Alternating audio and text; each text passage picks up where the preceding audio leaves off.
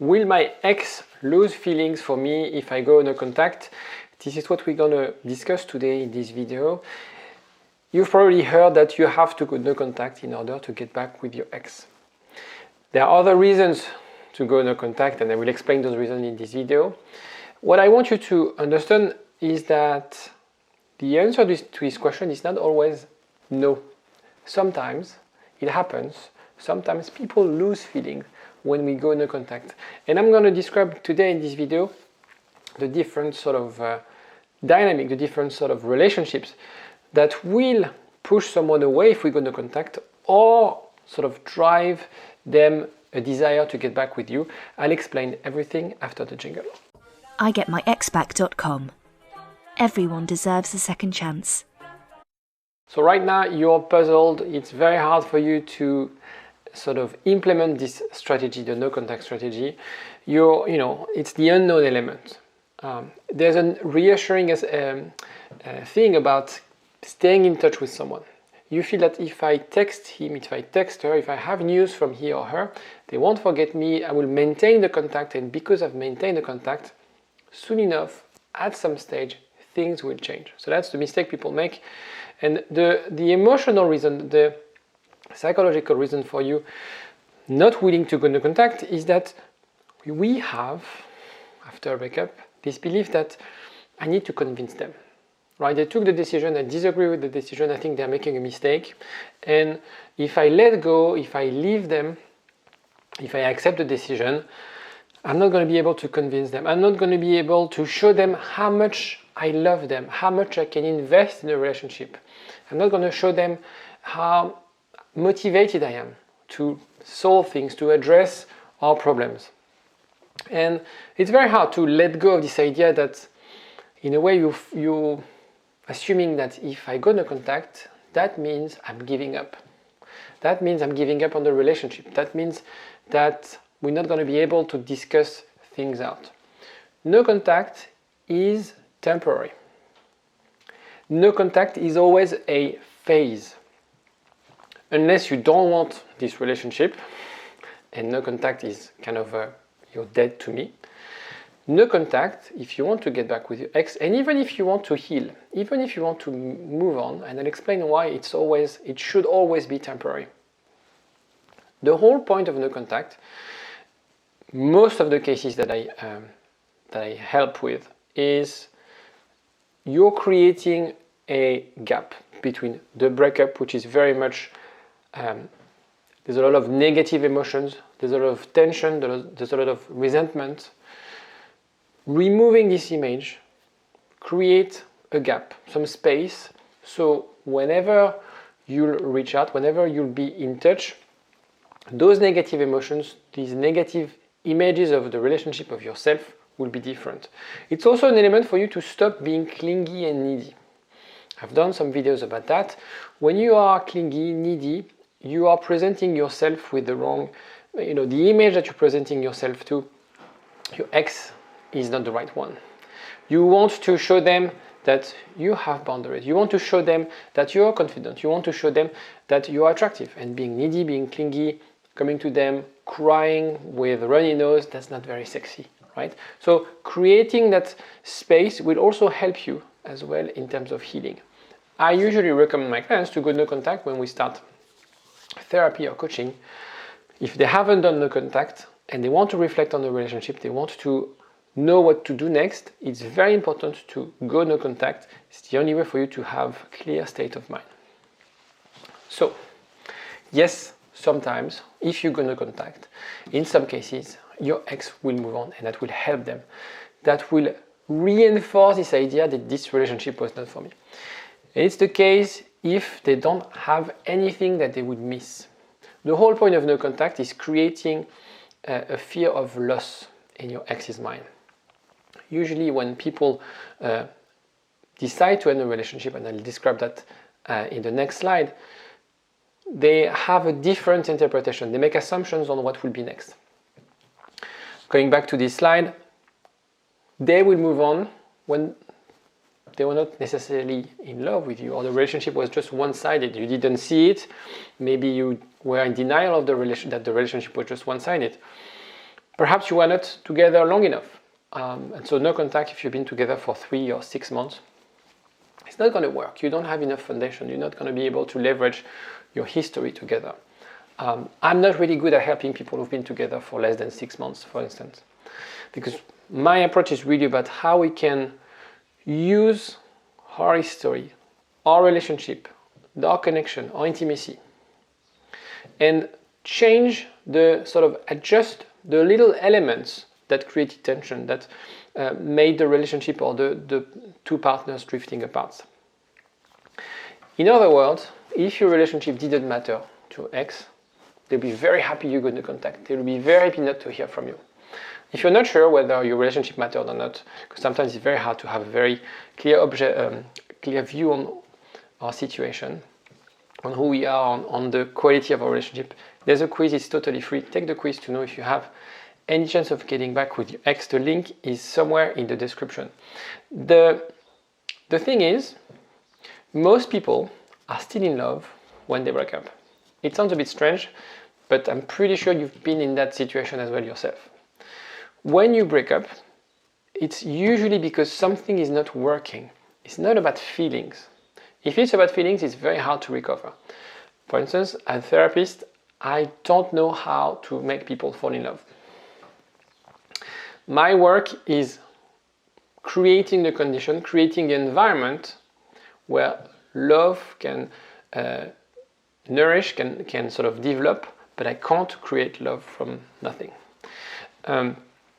So the reason people break up is usually because they feel it's not working, they felt hurt or disappointed about something that you've done, or maybe you had like life events, something that impacted the relationship. But love is always there. If you're watching this video, I assume that this relationship mattered to you. And if you're watching this video, I can assume that that was the same for your ex. You wouldn't want to recover a relationship where you know deep inside there's no chance. You know deep inside it's not the right partner, it's not the right relationship.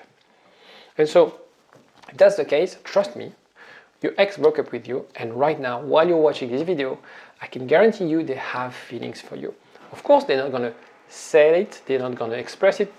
When they talk to their friends, they're not going to say those things, but deep inside, they still have feelings for you. They're still thinking about you.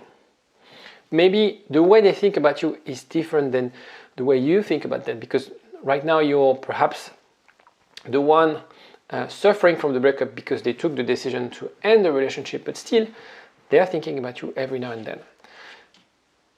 At some point, they will lose feelings, and you will lose feelings. That's a natural process.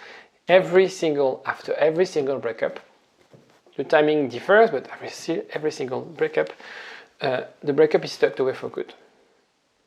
I don't know anyone who hasn't healed after a breakup. Sometimes it takes years, but you will heal, you move on. What happens, and that's why it's temporary, there's a pain of losing you. The way, the psychological element, the dynamic is that there's a pain, there's discomfort, there's stress related to the relationship, and your ex assumes that if I leave the relationship, that will solve all my problems, life will be easier, and I'll be happier. And so this decision is coming from sort of a negative element, and we are more driven to escape from pain and from negativity. But then what happens is usually they quickly realize, because they're in love with you, because they have feelings for you, and it's something you have to assess whether you're part of responsibility in the breakup, they quickly realize that actually this new reality, this new situation is not as great as they assumed. And the pain of losing you would be in a way higher than the pain of the relationship, especially after a few weeks has passed, because the negative element, the tension, is gone. Right? The same way when you break a leg, when you hurt yourself, the day it hurts, it's very painful, but after a few days, few weeks, when you're healed, it's very different. You remember the moment you broke your leg, you remember what you were doing, you remember it was painful, but your reality of the pain is different. So why are they scared? They are scared, as I said, that you could still be part of their life. In a way, when someone breaks up, they feel it's very hard for them to feel like, I'm going to break up with you, and that's forever. And not knowing that, you could be gone, not knowing that, or having this wrong idea of being single or dating someone else. They assume that this chapter will be easy. They assume that, again, because of the pain, next time will be better. The grass will be greener.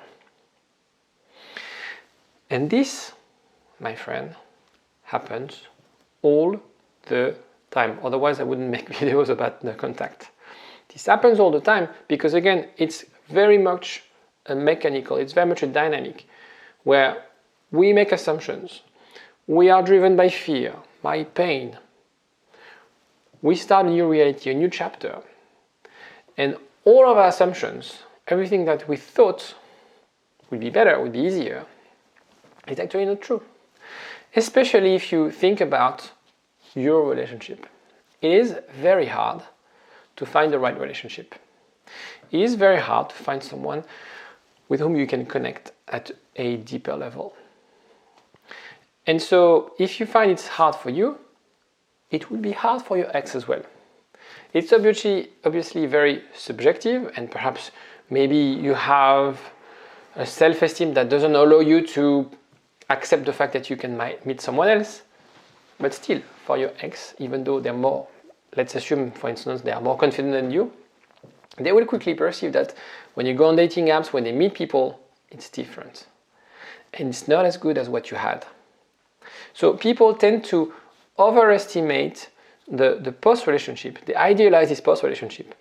And so very often after the breakup, they are very much high on dopamine. They're very much in this fantasy for a couple of weeks.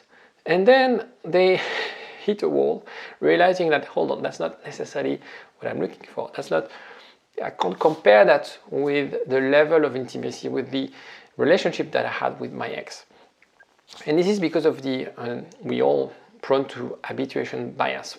When we are in a relationship, when we are with someone, we fail to recognize those qualities, the happy moments, the things that, we took them for granted. And then when those things are taken away from us, it's very hard. And you realize all the qualities, you realize all the benefits that you got from the relationship, right? Because again, the starting point is you were together, you were in love. They decided to be in a relationship with you. So they had reasons to be in a relationship with you. And over time, we fail to recognize those reasons. We take our partner for granted.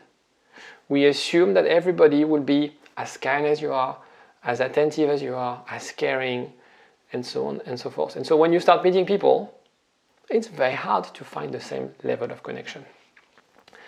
Feelings fade away after they accept it's over. That's the reality of things. And so what you have to understand is there's always an element of trying. If you think about it, when you realize, hold on, I might have made a mistake. I'm probably not as happy as I thought I would be. I probably regret my decision. I probably should have done something different. Or usually you also have to understand every single relationship that I recover, the person is not 100% sure they want to get back together. Your job is to bring them to that level of certainty. But they are always curious. You can't discount, you can't erase a meaningful relationship. And so your ex will always have a moment in this process where they'll be thinking, what is he doing? What is she doing? What's their life? Are they dating someone? I'd like to know. And that's your sort of first step in order to assess whether you can regain, not their confidence, but re-establish a new dynamic, a new relationship. It's very important that your job right now is not to get back to where you guys left the relationship, but to get back and start something new.